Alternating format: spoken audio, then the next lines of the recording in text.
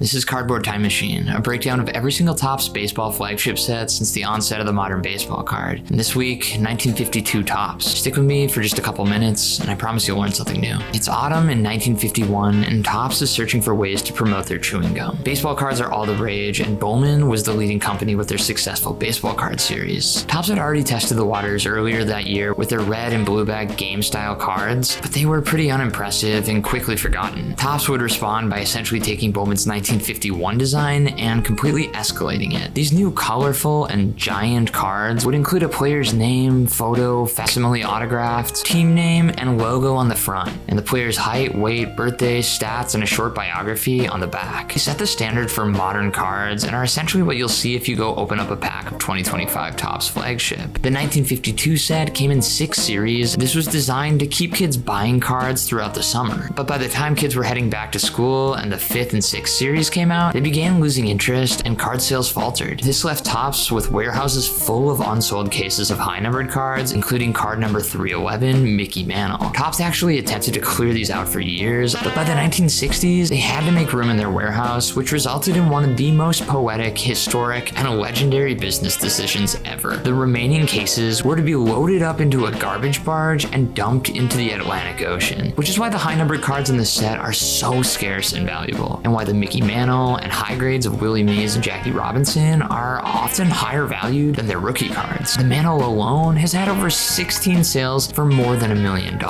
There are only 21 true rookie cards in this set, and of those 21 rookies, there are only 4 Hall of Famers, with Eddie Mathews being the standout and coincidentally the last card in the set, number 407. Earlier this year, a PSA 8 of Eddie Mathews sold for $123,000. A few things about the design of the set that I just love. It uses colorized photography that kind of reflects the mid-century advertising aesthetic, and Topps actually created these images through the Kodak Flexichrome process. An artist would essentially take a team-provided black and white player photo negative and brush dyes directly on top of it, so the final image sits somewhere between a straight colorized photo and an original painting. On top of that photo, they would physically paste in the player's nameplate, team logo on a production board before photographing the whole thing to make printing plates. Fully hand-painted portraits wouldn't arrive until 1953, when Topps took an entirely different artistic approach. This set also gave way to some of the first ever modern era cards. Most notably, Johnny Sain and Joe Page's bios are swapped on the back of their cards. Overall, I give the 1952 Topps baseball set a 9 out of 10 stars, given its legacy today, but I feel like its successor had an even crazier artistic approach that gave way to some of the most unique looking trading cards of all time. That's next week on Cardboard Time Machine.